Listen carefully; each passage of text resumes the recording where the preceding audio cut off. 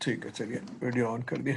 अच्छा, कल हमने कंप्यूटर की टाइप्स पढ़ी थी। हमने पढ़ा था कि हार्डवेयर, जैसे हमने पढ़ा था ना, कनेक्टिविटी और कंप्यूटर क्या करता है और सारा कैसे कनेक्ट होता है और क्या क्या कर सकता है।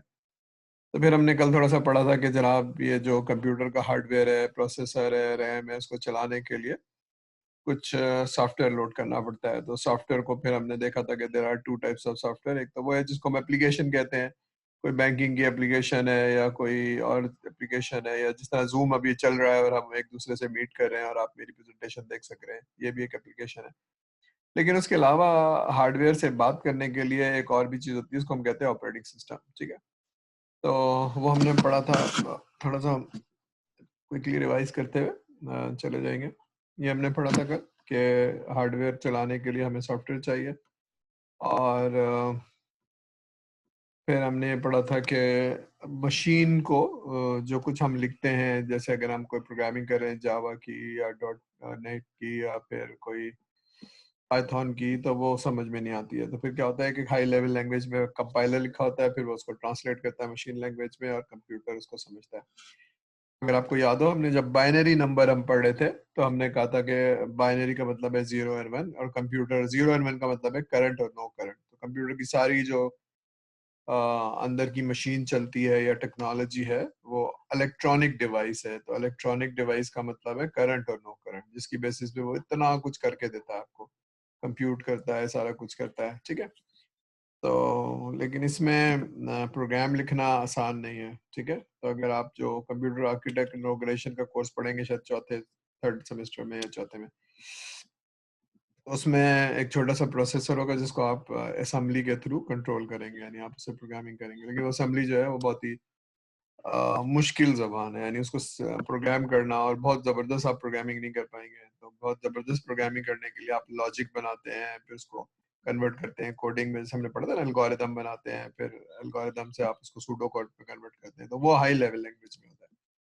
ठीक है, तो देर आर सर्टेन कंपाइलर्स जो भी आप, फॉर एग्जांपल अगर आप फंडामेंटल्स ऑफ प्रोग्रामिंग में सी पढ़े होंगे या आई डोंट नो पाइथन पढ़े, कौन सी लैंग्वेज पढ़े, तो that is an high level language. ठीक है, तो उसको ट्रांसलेट करता है मशीन में और फिर वो उसको मशीन समझती है उसको। ठीक है, ये हमने दो सिस्टम पढ़े थे। सिस्टम सॉफ्टवेयर का मतलब है, सिस्टम हम एक्चुअली मशीन को कहते हैं या कंप्यूटर को कहते हैं। ठीक है, तो मशीन को चलाने वाला सॉफ्टवेयर एक तो वो हो गया। तो मशीन को चलाने वाला सॉफ्टवेयर के अंदर ऑपरेटिंग सिस्टम हो गया, और आईओ से बात करने वाला, यानी अगर रैम चाहिए या कोई कीबोर्ड से इस्तेमाल करना है तो कीबोर्ड कैसे इस्तेमाल होगा। ठीक है ना, आप उसको इनपुट दे रहे हैं, ये सारी चीजें। इस दूसरी चीज है एप्लीकेशन सॉफ्टवेयर। तो एप्लीकेशन सॉफ्टवेयर वो है जो आप किसी चीज का इस्तेमाल करते हैं, यानी अगर एमएस ऑफिस यूज कर रहे हैं और एक वर्ड टाइप कर रहे हैं, वर्ड का डॉक्यूमेंट, तो वर्ड इज एन एप्लीकेशन। या जिस तरह जूम के अंदर मीटिंग आप कर रहे हैं टीचर के साथ, दैट इज एन एप्लीकेशन। या कोई बैंक है, बैंक के अंदर आप एक सॉफ्टवेयर चला रहे हैं, दैट इज एन एप्लीकेशन। ठीक है, वो एप्लीकेशन बात करेगी सिस्टम सॉफ्टवेयर से या ऑपरेटिंग सिस्टम से, और फिर वो आपको काम करके देगी जो आपको करना है। ठीक है, ये हमने कल पढ़ा था, ये हमने डिटेल में पढ़ लिया था। They are two types software system. Software system का मतलब मशीन, और एप्लीकेशन का मतलब है वो जो हम चलाते हैं। ठीक है, कल बात हुई थी एसएपी की, कि हम SAP is a general application, यानी जो बने बनाए सॉफ्टवेयर मिल जाते हैं ऑफ द शेल्फ, कल हमने बात की थी। ठीक है, आज हम पढ़ेंगे अब ये जो लेफ्ट साइड वाली चीज है, system software, operating system, device driver, utility server. ये हमने यहाँ रोक लिया था कल, और आज हम ये पढ़ेंगे। ठीक है, ये हमने कल पढ़ लिया था। इसमें कोई सवाल है तो पूछ लीजिए, वरना हम आगे जाएंगे। हु ओन सॉफ्टवेयर, ये हमने तीन टाइप का पढ़ लिया था, कि प्रोप्राइटरी होता है, फ्रीवेयर या ओपन सोर्स होता है, और एक शेयरवेयर होता है। ठीक है, ये तीन टाइप के हमने पढ़ लिए थे। शेयरवेयर की एक और टाइप भी है, ट्रायल वर्जन, यानी आपको ट्रायल वर्जन का मतलब है बना बनाया बहुत बड़ा software, large and complex software आपको दे दिया जाता है, आप नेट से इंस्टॉल करें, चलाएं उसको, और वो नॉर्मली 15 डेज 30 डेज, जो स्टैंडर्ड प्रैक्टिस है वो 30 डेज का आपको लाइसेंस दे देता है कोई चीज का। ठीक है, तो आप उसको इस्तेमाल करें, फिर वो जिस दिन से आपने डाउनलोड किया उसके बाद 30 डेज में वो लॉक कर देता है, फिर वो नहीं चलेगा, आपको पैसे देने पड़ेंगे। ठीक है, ये हमने कल पढ़ लिया था। ठीक है। प्रोप्राइटरी सॉफ्टवेयर पढ़ लिया था, फ्री एंड ओपन सोर्स पढ़ लिया था, और फिर ये हमने शेयरवेयर और ट्रैवल। ठीक है, यहाँ पर हम थे, हमने यहाँ रोक लिया था। और आज हम पढ़ेंगे सिस्टम। तो सिस्टम कहते हैं मशीन को, ठीक है ना। तो सिस्टम को चलाने के लिए क्या क्या होता है उसको हम थोड़ा सा अंदर से देखते हैं, ताकि हमें जब हम कंप्यूटर आर्किटेक्चर और ऑर्गेनाइजेशन पढ़े हो तो हमें कुछ टर्मिनोलॉजीज याद हो कि ये इसका क्या मतलब है। ठीक है, सॉरी। तो system software has 4 types of programs. एक तो ऑपरेटिंग सिस्टम होता है। Operating system controls all the overall operation of the computer. जब भी आप सॉफ्टवेयर चलाएंगे, जब भी आप कंप्यूटर चलाएंगे, उसको ऑपरेट करने के लिए, उस पूरे सिस्टम को ऑपरेट करने के लिए कुछ वो सॉफ्टवेयर लोड करेगा, जिसका मतलब है, और जिससे वो पिक करेगा। ठीक है। फिर अगर आप जैसे कीबोर्ड यूज कर रहे हैं, माउस यूज कर रहे हैं, या प्रिंटर यूज कर रहे हैं, तो ये सब ऑपरेटिंग सिस्टम के अंदर होता है। यानी ये सिस्टम का सॉफ्टवेयर होता है। आपको आप डायरेक्ट अगर एक लैपटॉप खरीदा आपने और एक प्रिंटर खरीद लिया, दोनों को लगा दिया, तो प्रिंट नहीं हो पाएगा अनलेस कि आप उसका डिवाइस ड्राइवर इंस्टॉल करेंगे। ठीक है। यूटिलिटीज क्या होती हैं? Perform system management and maintenance. ठीक है। सिस्टम की जो भी मैनेजमेंट है, अभी आप देखेंगे कि सिस्टम मेमोरी कैसे मैनेज करता है, सिस्टम प्रोसेसर को कैसे मैनेज करता है। ठीक है ना। यानी अगर आप कोई सॉफ्टवेयर चला रहे हैं जो यूएसबी में है या कहीं और है, तो पहले वो सिस्टम में अपलोड होगा रैम के अंदर, फिर वो एग्जीक्यूट होगा। ठीक है, ये सारी चीजें। इसी तरह से लैंग्वेज ट्रांसलेटर, आप क्या करते हैं, आप डेवलप करते हैं और मेंटेन करते हैं जो चीज़ कोई भी लैंग्वेज में, तो आप उसको लिखते हैं। वो ऑपरेटिंग सिस्टम से बात करता है और ऑपरेटिंग सिस्टम मशीन से बात करता है। ठीक है। बूटिंग द सिस्टम, जब आप सिस्टम ऑन करते हैं तो वो सिस्टम बूट होता है। तो बूट का क्या मतलब है? मालूम है किसी को? What is the meaning of boot? Boot करना। ठीक है। सिस्टम बूट करने का मतलब है कि मशीन को चलाने के लिए आपको कुछ चीजें लोड करनी पड़ेंगी। ठीक है, लोड करनी पड़ेंगी जिससे वो सिस्टम समझेगा कि आप क्या कह रहे हैं। ठीक है। यानी जो अगर आप विंडोज ऑन करते हैं तो विंडोज लोड करता है। कंप्यूटर जब भी आप ऑन करेंगे विंडोज लोड करेगा। तो विंडोज लोड कैसे हो जाती हैं? पहले लोड नहीं होती थी, आज से कुछ सालों पहले। ठीक है। आप कमांड कॉन हो जाता था, तो कमांड कॉन कॉम कैसे आ जाता था, फिर आप विन लिखते थे तो विंडोज आ जाती थी। ठीक है। तो क्या है, जब आप कंप्यूटर ऑन करते हैं, जब आप कंप्यूटर ऑन करते हैं तो उसके अंदर कुछ बायोस हैं। ठीक है ना। तो वो बायोस कुछ इंस्ट्रक्शन देती है कुछ खास चीजों को। इसका मतलब है कि आपका जो सॉफ्टवेयर है वो रोम से चलता है प्रोसेसर में, और प्रोसेसर हुक्म देती है किसी चीज को जो हार्ड डिस्क में पड़ी हुई है। ठीक है। फिर हार्ड डिस्क वो लोड करना शुरू करती है रैम में। रैम में लोड होने के बाद फिर वो आपको स्क्रीन पे नजर आना चाहिए। That is called boot system. ठीक है। यानी जो आपका बगैर इसके सिस्टम नहीं चलेगा। अगर सिस्टम बूट नहीं करेगा तो सिस्टम चलेगा। ठीक है, दैट्स द फर्स्ट सिस्टम। फिर रोल ऑफ ऑपरेटिंग सिस्टम क्या है? ये आपको कन्वीनियंस देता है। क्या देता है? अगर आप एमएस ऑफिस यूज कर रहे हैं और एक एप्लीकेशन यूज कर रहे हैं, तो simple consistent way of application to interact with the hardware. ठीक है। तो जो भी एप्लीकेशन आप यूज कर रहे हैं वो आपको लगती है कि आप यूज कर रहे हैं, लेकिन उसके बैकग्राउंड में ऑपरेटिंग सिस्टम उसको हैंडल कर रहा होता है। ठीक है। यानी यूं समझ लीजिए आप यूजर हैं और आप एमएस ऑफिस चला रहे हैं। ठीक है। तो आप यूजर हैं, एमएस ऑफिस चला रहे हैं, उसके बाद ऑपरेटिंग सिस्टम होगा, फिर वो मशीन होगा। मैं डायग्राम यहाँ बना के दिखा देता हूँ आपको। कैसे बना के दिखाऊं? यूं समझिए कि मैं बोर्ड की तरह इस्तेमाल कर रहा हूँ इसको थोड़ी देर के लिए। ठीक है। इसमें आप टेक्स्ट डाल दें, आप यूज़र हैं। ठीक है, आप यूज़र हैं और आप एक मिनट कलर चेंज कर दो।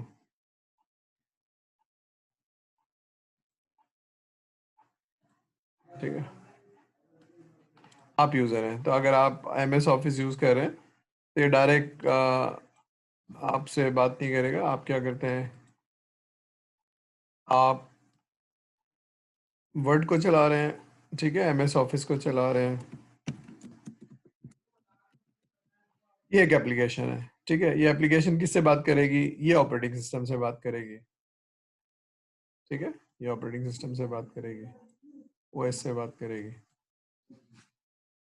ठीक है, विंडोज से बात करेगी, और फिर ये मशीन से बात करेगी। विंडोज जो है आपकी मशीन से बात करेगी, या प्रिंटर से बात करेगी अगर आप कोई चीज प्रिंट करना चाह रहे हैं। ठीक है, तो ये डिवाइस है, ये डिवाइस है, और ऑपरेटिंग सिस्टम के अंदर डिवाइस ड्राइवर होगा। आप यूजर हैं, आपने चाहे पावर पॉइंट की प्रेजेंटेशन बनाई है या वर्ड की या कोई हर चीज, तो आप ये एप्लीकेशन सॉफ्ट, ये आप हैं, ये यूजर है, और यूजर के बाद ये एप्लीकेशन है। एप्लीकेशन जो है वो ऑपरेटिंग सिस्टम से बात करेगी, और फिर ये प्रिंटर से। ठीक है, ठीक है। और ग्रेटर रिसोर्स यूटिलाइजेशन, एक मिनट इसको जरा हटा दूं, इसको कहीं और कर दूं ताकि ये आपको,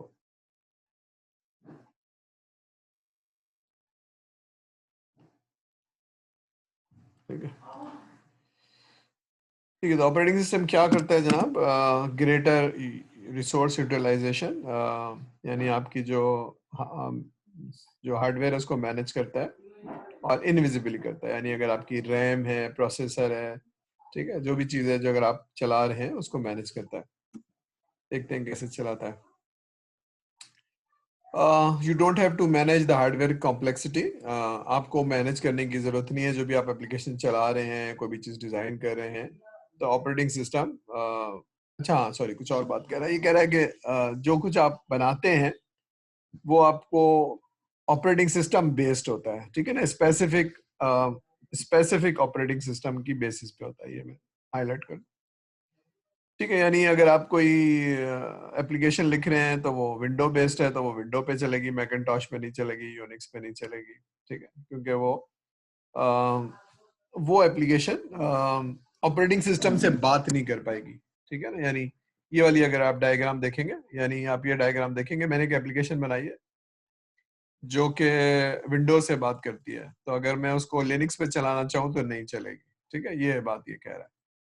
ठीक है, तो आप एक एप्लीकेशन जो भी लिखते हैं वो स्पेसिफिक टू दी, अगर डिवाइस ड्राइवर होता है ना, कहीं से आप लोड करते हैं तो वो पूछता है आपसे विंडो के लिए चाहिए, एप्पल के लिए चाहिए, या यूनिक्स के लिए चाहिए। ठीक है, तो ये है, सॉरी। ठीक है, फिर एपीआईज का नाम सुना होगा आपने, तो ये एपीआई भी इसी के अंदर दरमियान में हो जाती है कि आप एक प्रोग्राम लिखते हैं। फॉर एग्जांपल आपने कोई एप्लीकेशन लिखी है जो डेटा फेच करता है, फॉर एग्जांपल फेसबुक से या ट्विटर से। ठीक है, ट्विटर ट्विटर के सेंटीमेंट्स उठा लेता है। आपने एक एप्लीकेशन लिखी है जो ट्विटर में जो भी सेंटीमेंट्स आते हैं उनको उठाता है और फिर उसको डेटा साइंस में ले जाता है। तो क्या है कि आपने एक एप्लीकेशन लिखी हुई है, और ट्विटर या फेसबुक जो है वो एक एप्लीकेशन है, तो दरमियान में आप एक एपीआई लिखते हैं जिससे वो जब भी कोई एप्लीकेशन में डेटा आता है वो उठा के आपके प्रोग्राम में डाल देता है। तो that's how you right application program interface. ठीक है ना, एक आपका प्रोग्राम है और एक वो एप्लीकेशन है जो स्टैंडर्ड है, दरमियान में आप एक इंटरफेस लिख लेते हैं। तो ये भी एप्लीकेशन के बाद आती है, यानी ऑपरेटिंग सिस्टम के ऊपर आएगी। ठीक है, एपीआई सुना हुआ एपीआई, यानी कोई एक्सपीरियंस है किसी को लिखने का API? Anybody who's written the API? Sorry, है थोड़ा एक्सपीरियंस है, लिखा हुआ है किसी ने, सुना हुआ है नाम? एपीआई क्या चीज होती है?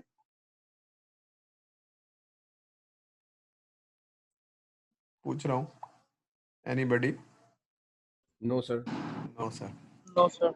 ठीक है, तो बात ये होती है कि जब आप फॉर एग्जांपल इस तरह के सॉफ्टवेयर हाउस में जो ऐसी थर्ड पार्टी एप्लीकेशन लिखती है जो किसी बड़े सॉफ्टवेयर से बात करती है, ठीक है, तो वो एक एप्लीकेशन नहीं होगी, वो एक एपीआई होगी। इसको यूं समझ लीजिए कि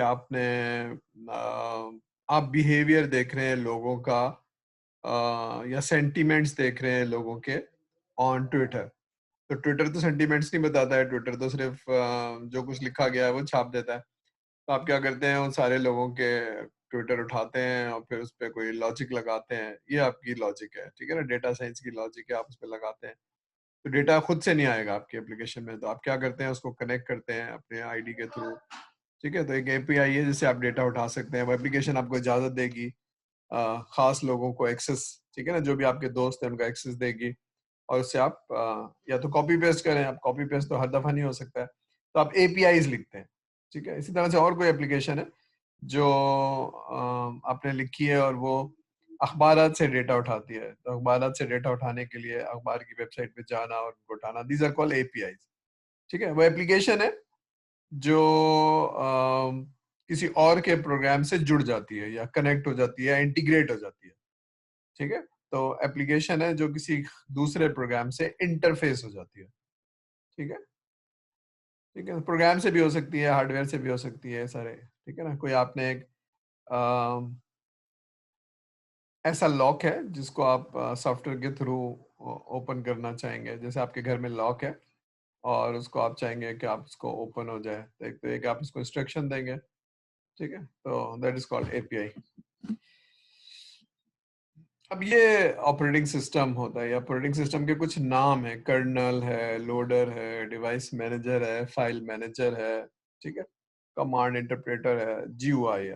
ठीक है, तो ये कुछ आपको याद करना होगा। जो सबसे बड़ा आपको नीले रंग में नजर आ रहा है, ये उसका हार्ट है, ये एक चीज है। जब वो, ठीक है, तो कर्नल खुद से लोड नहीं होगा, एक प्रोग्राम होगा जो बायोस में पहले उसको कर्नल को लोड करेगा। ठीक है, लोड हो गया तो इसमें आपको, अगर आपने कोई डिवाइस यूज करना है तो ये वाला पार्ट यूज होगा। अगर फाइल ओपन करनी है, रैम में डालनी है और फिर उससे कुछ और काम करना है तो ये उसको मैनेज करेगा। ठीक है, फाइल मैनेजर। और ये वो है जहां आप कमांड से भी काम ले सकते हैं या फिर आप जीयूआई के थ्रू भी काम ले सकते हैं। जैसे अगर आप नॉर्मली आप जीयूआई के थ्रू करते हैं, अगर आपने फोल्डर कॉपी करना है तो आप किस तरह से कॉपी करेंगे, या किसी और जगह पर जाना है तो आप कैसे जाएंगे, तो ये सारा ग्राफिकल इंटरफेस जो विंडोज में है, मैकिन्टॉश में है। ठीक है, ग्राफिकल इंटरफेस। अब सारे ऑपरेटिंग सिस्टम विंडो बेस्ड हैं। ठीक है, एक पहले ग्राफिकल इंटरफेस नहीं था। जैसे ही सिस्टम ऑन होता है पहले उसको कोई लोड करेगा, तो एक बड़ा सा सॉफ्टवेयर है जो लोड होगा। तो ये एक छोटा सा सॉफ्टवेयर है जो बायोस में होता है, उसको मालूम होता है कर्नल कहाँ है, हार्ड डिस्क में होता है। ठीक है, तो वो, क्योंकि बायोस का साइज बहुत छोटा सा होता है, ठीक है ना, एक जो जो रीडेबल होती है, यानी उसको आप चेंज नहीं कर सकते। तो उसको मालूम है कर्नल कहाँ है, हार्ड डिस्क में कहीं पड़ा होगा, वहां से लोड करेगा और फिर ये सारी चीजें, तो इसको बूट करवाएगा, लोड करेगा। ठीक है, डिवाइस मैनेजर क्या करता है, डिवाइस मैनेजर कम्युनिकेट करता है जो भी डिवाइसेस हैं आपके, हार्ड प्रिंटर है, कीबोर्ड है, माउस है, सारी चीजें। ठीक है, ये ऑपरेटिंग सिस्टम के कर्नल का वर्ड आपको याद होना चाहिए, device manager, file manager. Kernel क्या होता है, kernel heart of the operating system, यानी सारी चीजें उसके अंदर होती हैं जो रिसोर्स को मैनेज करता है, टाइम शेड्यूलिंग करता है। टाइम शेड्यूलिंग किसकी करता होगा आपके ख्याल में? कुछ अंदाजा हो रहा है कि ये कर्नल किस चीज की टाइम शेड्यूलिंग करता होगा? कुछ अंदाजा हो रहा है? ऑपरेटिंग सिस्टम, देखिए आपका जो कंप्यूटर है वो उसका एक दिमाग है, उसकी कुछ मेमोरी है। तो दिमाग एक्चुअल काम करता है जिसको प्रोसेसर कहते हैं आप। ठीक है, तो आपकी एप्लीकेशन में मल्टीपल चीजें यूज हो सकती होंगी, जैसे अभी मैं विंडो भी चला रहा हूँ और आपकी जूम भी चला रहा हूँ और इसके अलावा कुछ और भी चला सकता हूँ। मल्टीटास्किंग हो सकती है। तो जब मल्टीटास्किंग होगी तो प्रोसेसर एक से ज्यादा काम कर रहा होगा, तो एक से ज्यादा काम करने में थोड़ा टाइम पहली एप्लीकेशन को देगा, थोड़ा टाइम दूसरी एप्लीकेशन को देगा, थोड़ा टाइम तीसरी एप्लीकेशन को देगा। ठीक है, जैसे आप टास्क मैनेजर चलाते हैं ना, अगर आपने देखा होगा, आप टास्क मैनेजर चलाते हैं तो वो बताता है कि टास्क ये वाला भी काम हो रहा है, ये वाला काम भी हो रहा है, ये वाला काम भी हो रहा है, तो ये सारे काम कर रहे होते हैं। ठीक है ना, तो पुराने कंप्यूटर में ऐसा नहीं होता था, लेकिन अब वो मल्टीटास्किंग कर सकता है। तो मल्टीटास्किंग का मतलब है वो प्रोसेसर का जो ध्यान है, क्योंकि स्पीड बहुत ज्यादा है, वो थोड़ा काम इसका कर रहा है, थोड़ा इसका कर रहा है, आपको लगता है वो सारे काम कर रहा है, हालांकि वो एक साथ एक सारे काम नहीं कर रहा होता है। ठीक है, थोड़ा थोड़ा टाइम दे रहा होता है सबको। ठीक है, तो कंप्यूटर एक्चुअली मल्टीटास्किंग नहीं कर रहा होता, ये पर्सनल कंप्यूटर की बात करो। ठीक है, लेकिन अगर उसमें पड़े ही वही चार प्रोसेसर है तो फिर वो चार प्रोसेसर अलग अलग काम करेंगे, उसकी बात नहीं कर रहा हूँ, ये अपने पर्सनल कंप्यूटर लैपटॉप की बात कर रहा हूँ। तो टाइम स्लाइसिंग करता है या टाइम शेड्यूलिंग करता है, ये कौन करता है? ये कर्नल करता है। ठीक है ना, तो उसकी एल्गोरिथम होते हैं, उसकी टेक्निक्स होती हैं। ठीक है, तो वो आप जब पढ़ेंगे कोर्स में। ठीक है, ये आप नहीं कर रहे होते हैं, आप तो बस कहते हैं ये काम करो तो वो करना शुरू होता है, कहते हैं दूसरा काम करो तो वो करना शुरू हो जाता है, तो तीन काम कहते हैं तो वो करना शुरू होता है, लेकिन एक्चुअली प्रोसेसर को वो शेड्यूल करता है। कौन करता है? कर्नल करता है। उसके एल्गोरिथम लिखे हुए हैं ऑपरेटिंग सिस्टम के, जिसने बनाया है उसको मालूम है कि अगर ये आएगा तो क्या करेंगे। कुछ को रोक कर देगा, स्लो कर देगा। रैम कम होगी तो स्लो हो जाएगा, क्योंकि रैम में कुछ चीज आएगी फिर प्रोसेसर में जाएगी। ठीक है, तो ठीक है। तो managing the resource and managing the processor का टाइम, यहाँ तक क्लियर है? ये जो नंबर 2 लाइन वाली है, आज समझ में आ रही है? ठीक है, टास्क शेड्यूलिंग समझ में आ गई? आ रही है समझ में? यस भाई सर। ठीक है, ठीक है। तो अगर वो पिक्चर आपको याद हो जो मदरबोर्ड थी और मदरबोर्ड से आप काम ले रहे थे, तो एक्चुअली आप डायरेक्टली नहीं ले पाते, आप उसको काम कहते हैं एप्लीकेशन में, लेकिन एप्लीकेशन जो है फिर वो कर्नल से बात करती है। इसलिए जो सॉफ्टवेयर लिखा जाता है वो विंडो स्पेसिफिक अलग है और मैकिन्टॉश स्पेसिफिक अलग है, क्योंकि उसको बात करनी है। ठीक है, तो आखिरी लाइन क्या लिखी है? लोएस्ट लेवल की एब्स्ट्रैक्शन, यानी जो चीज आपको नजर नहीं आती है लेकिन बहरहाल वो कोई काम करवाता है उससे। ठीक है ना? तो स्पेशली मेमोरी कैसे बात करेगी, प्रोसेसर कैसे करेगा, और आईओ डिवाइस। तो अगर आप उसको कह रहे हैं कोई चीज, फॉर एग्जांपल गेम खेल रहे हैं, ठीक है, तो गेम कहीं जाके लोड होगा, तो कहाँ जाके लोड होगा और कैसे वो लोड होगा, ये मेमोरी मैनेजमेंट कहलाएगी। फिर जब वो चलाएगा तो प्रोसेसर में जाएगा और प्रोसेस करेगा और रिजल्ट देगा वो आपको, ये सब हो रहा है। ठीक है, तो प्रोसेसर को मैनेज करना, ठीक है, उसकी शेड्यूलिंग मैनेज करना। ठीक है, इसी तरह से अगर इस आवाज निकालनी है तो स्पीकर में आवाज डालना, और अगर कोई जॉयस्टिक है या ये सब इनपुट आउटपुट डिवाइस है तो इनसे इंटरेक्ट करना। ये इतनी जल्दी जल्दी हो रहा है, लेकिन बहरहाल ये अलग अलग हो रहा है। ठीक है, मेमोरी में डाल के प्रोसेस करके आईओ से डिवाइस से बात करके। ठीक है, तो ये बहुत जल्दी जल्दी हो रहा है, इसलिए आप लगता है कि ठीक है। तो ये कौन कर रहा है? ये कर्नल कर रहा है, ये उसका दिमाग है, यानी दिमाग को चलाने वाला जो ठीक है, ये है। ठीक है, तो ये लो लेवल की एब्स्ट्रैक्शन है जो आपको नजर नहीं आती है, लेकिन बहरहाल जब कंपाइलर पढ़ेंगे तो आपको समझ में आएगा कि ये कौन कोई कर रहा है, जिसको बताया गया कि अगर ऐसा हो तो ऐसा कर लेना, ऐसा हो तो ऐसा कर लेना। ठीक है, तो ऑपरेटिंग सिस्टम में प्रोसेसर की मैनेजमेंट या टाइम शेड्यूलिंग होती है। फिर अगर कोई काम करना है तो पहले वो रैम के अंदर आएगा और फिर वहां से एग्जीक्यूट होगा। इसी तरह से डिवाइस मैनेज होगा, यानी जो भी हार्डवेयर है इन आईओ है, मतलब कोई भी प्रिंटर है, कीबोर्ड है, माउस है, ये सारी चीजें उससे मैनेज होंगी। ठीक है, इसी तरह से फाइल मैनेजमेंट है, इसी तरह से एप्लीकेशन का इंटरफेस है, इसी तरह से यूजर इंटरफेस है, ये सारी चीजें एक एक करके देख लेते हैं। ठीक है, तो प्रोसेसर मैनेजमेंट क्या है? प्रोसेसर का मतलब है कि एक प्रोसेसर है, और अगर आप मल्टीटास्किंग कर रहे हैं तो ये ऐसे ही है कि एक आदमी है जो कोई चीज बांट रहा है और लाइन लगी हुई है, तो एक एक करके देता जाएगा। अगर 3 लाइन है तो क्या करेगा? पहले एक को देगा, फिर दूसरे जो लाइन लगी होगी उसको देगा, फिर तीसरी लगी होगी फिर पहले वाले को दे देगा। राउंड रॉबिन कहते हैं ना, राउंड रॉबिन अगर आपने सुना हो। तो पहले को 3 लाइनें लगी हैं तो पहले एक को देता है, फिर दूसरी लाइन वाले को देता है, फिर तीसरी लाइन वाले को देता है, फिर पहली लाइन वाले को देता है। तो ये इसी तरह से स्लाइसिंग होती है। ठीक है, तो उसमें होता क्या है कि जो हाई प्रायोरिटी है उसको पहले टाइम दे देता है। अब हाई प्रायोरिटी कैसे होती है? अब वो देखता है कि कौन सी चीज इसमें बिल्ट इन है, इसमें बिल्ट इन है कि डिफाइन किया हुआ है कि ये चीज हाई प्रायोरिटी है, ये चीज लो प्रायोरिटी है। ठीक है, तो ऑपरेटिंग सिस्टम क्या करता है? Play a role of traffic police.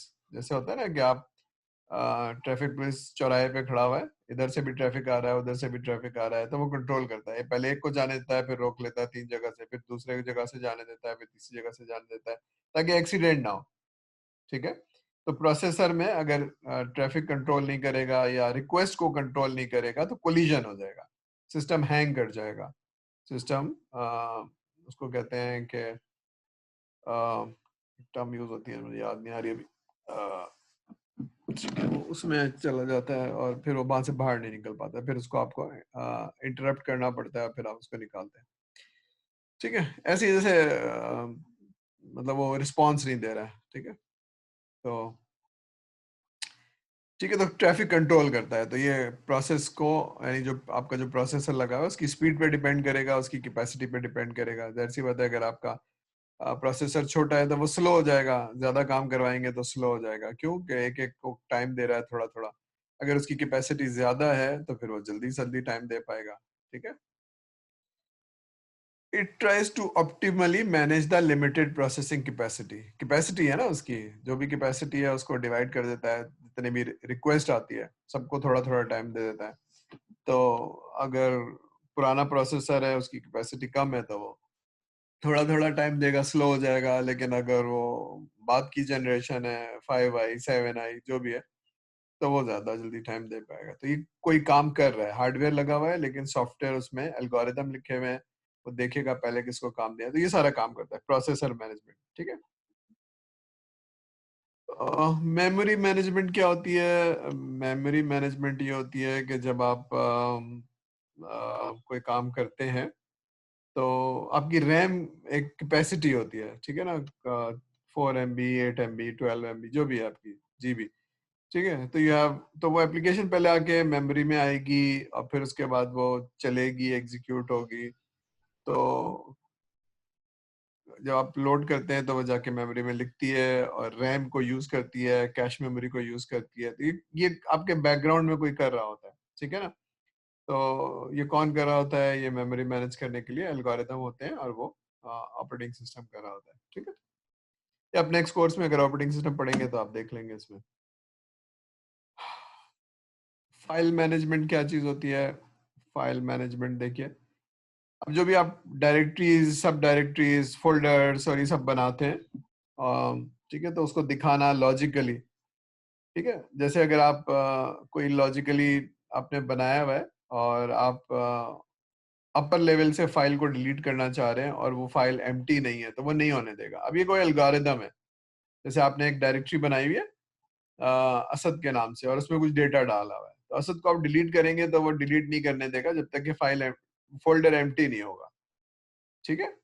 तो ये एक लॉजिक है। ये लॉजिक इसलिए है कि वो आपको कहेगा कि भाई आप यहाँ से चीजें हटाएं जब भी आपको। तो एल्गोरिदम है फाइल मैनेजमेंट का। ठीक है। इसी तरह से अगर आप कॉपी करना है तो फिर वो जाने से पहले फाइल को देखता है कि जहां वो कॉपी करने जा रहा है। फॉर एग्जाम्पल, आप अपने हार्ड डिस्क से यूएसबी में कुछ कॉपी करना चाहते हैं, तो कॉपी करने से पहले वो देखेगा जो मैं फाइल उठा के कॉपी कर रहा हूँ उसका साइज और यूएसबी का साइज सेम है कि नहीं। अगर नहीं है तो फिर आपको एरर मैसेज दे देता है कि जनाब यूएसबी का साइज नहीं है। तो ये सारी चीजें, जो फाइल को मैनेज करना, साइज को मैनेज करना, ये कुछ एल्गोरिदम्स लिखे हुए हैं जिससे पता है कि कौन सी चीज कैसे करनी है। ठीक है। तो वो आपको बता रहा होता है कि जनाब ये। इसी तरह से अगर आप फोल्डर बनाते हैं, सब डायरेक्टरी, तो ये मैनेज है ना कि उसके अंडर, उसके अंडर, उसके अंडर, और किस तरह से आपको दिखा रहा है। तो ये सारा फाइल सिस्टम है, जो आप जिस तरह से ड्रॉअर बनाते हैं और फोल्डर बनाते हैं और सारा बनाते हैं।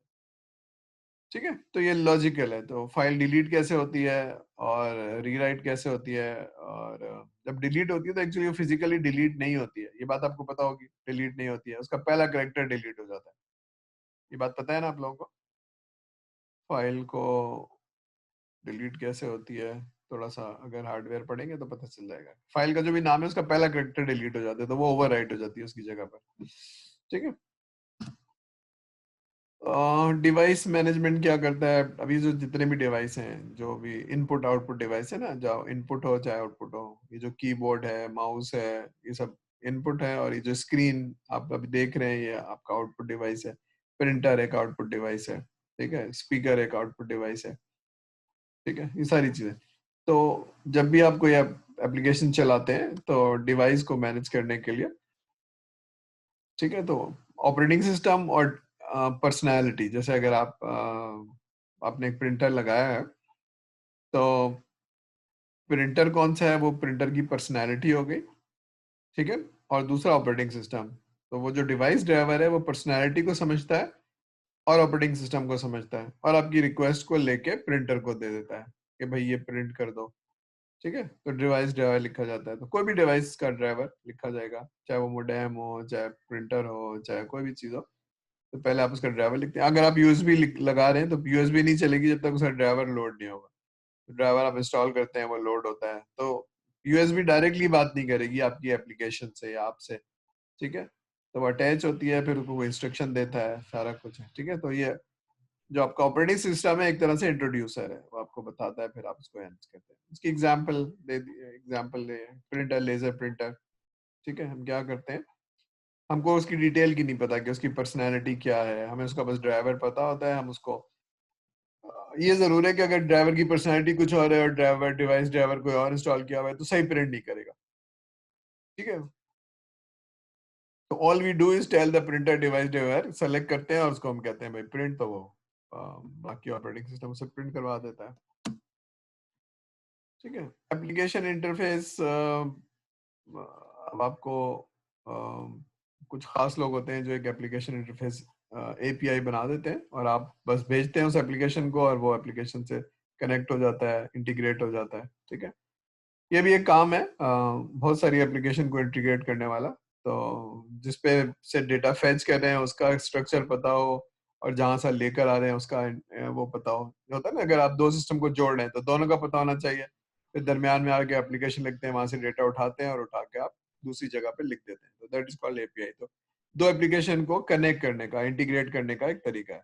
ठीक है, इसकी एग्जाम्पल है कि आप कोई ऑपरेटिंग सिस्टम है जिससे डेटा स्टोर कर रहे हैं डिस्क पे without knowing the exact physical, आपको तो नहीं पता होता ना कहाँ लिखा है उसने हार्ड डिस्क पे या यूएसबी पे, बस वो स्टोर करता है। सिवाय इसके अगर उसकी कैपेसिटी खत्म हो जाती है तो वो आपको बताता है कि भाई कैपेसिटी खत्म हो गई, हार्ड डिस्क पूरी हो गई है या यूएसबी पूरी हो गई है। कहाँ लिख रहा है, कैसे लिख रहा है, आपको पता नहीं है। ठीक है, क्लियर है? यहाँ तक समझ में आ रही है? कोई मसला तो नहीं हो रहा? ठीक है। अभी ऑपरेटिंग सिस्टम का काम है कि कैसे डिलीट करना है, कैसे ओवरराइट करना है और कैसे उसको सही करना है। ठीक है, फ्रेगमेंटेशन का वर्ड सुना है किसी ने? हार्ड डिस्क की फ्रेगमेंटेशन मालूम है क्या चीज होती है? एनीबॉडी नाम सुना है? फ्रेगमेंटेशन, विंडोज को आप डीफ्रैग करते हैं तो फिर वो कभी किया किसी ने? No sir. No sir.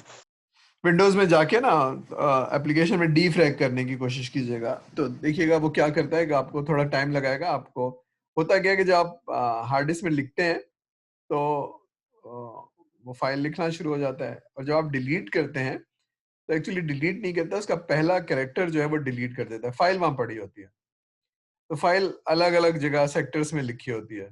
ठीक है ना, तो यूं समझ लीजिए जैसे अगर आपके पास कोई स्टोर है, तो अगर आप स्टोर में एक कोने से दूसरे कोने तक संभाल संभाल के चीजें रखेंगे तो जगह खाली रहेगी, लेकिन कोई चीज यहाँ रख देंगे, कोई चीज वहां रख देंगे तो वो जगह खामोखा घेरेगा। ठीक है, तो फिर आप कहते हैं नहीं आज वाले दिन कोई काम नहीं करेंगे, आज क्या करेंगे, सब कोने में चीजें लगाएंगे और तरीके से लगाएंगे। अब जो है ना आपकी स्पेस खाली मिल जाएगी आपको, तो इसको डीफ्रेगमेंटेशन कहते हैं। ठीक है, तो जब जब आप लिख रहे होते हैं तो वो बस जल्दी से लिख देता है, फिर आप उसको कहते हैं नहीं डीफ्रैग करो, चीजों को तरीके से रखो हार्ड डिस्क को, तो वो डीफ्रैग करता है, यानी इसको आपको और कैपेसिटी दे देता है जो पहले अवेलेबल नहीं होती है, वो फिर आपको अवेलेबल हो जाती है। ग्राफिकल इंटरफेस ये कैसे बताता है, मतलब आप उस पे नहीं होते हैं, कमांड कॉम पे नहीं होते हैं। अब आप लोगों ने तो शायद देखा ही नहीं होगा कमांड कॉम, तो नेक्स्ट स्लाइड में दिखाया था कमांड कॉम कैसे होती है। ठीक है, दिस इज कमांड कॉम, देखी होगी कुछ लोगों ने, C:D:, ये विंडोज का कमांड कॉम है। कमांड कॉम का क्या मतलब है, कोई बताएगा? कमांड कॉम अब देख रहे हैं इसमें ग्राफिकल इंटरफेस नहीं है। अब आप कुछ कहेंगे प्रिंट या कोई और चीज तो वो यहाँ से करेगा। ठीक है, तो आप बहुत सारी चीजें इसको कमांड से दे सकते हैं। ठीक है, टाइप्स ऑफ ऑपरेटिंग सिस्टम इसको छोड़ते हैं, बस टाइप ऑफ ऑपरेटिंग सिस्टम को इसको यहीं तक रखते हैं। कोई सवाल है तो पूछ लीजिए, बस को तो यहाँ रोक लेते हैं।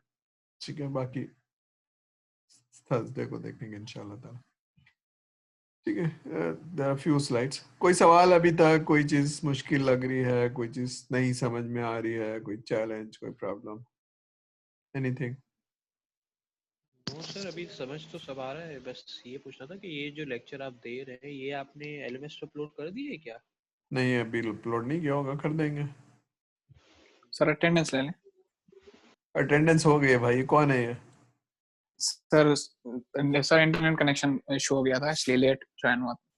हाँ तो ये सिद्धांत। नहीं बोलिए अटेंडेंस लें, सिद्धांत बोले मेरी अटेंडेंस लगा दे। हाँ बताइए, नाम बताइए। जी जी सिद्धांत सिद्धांत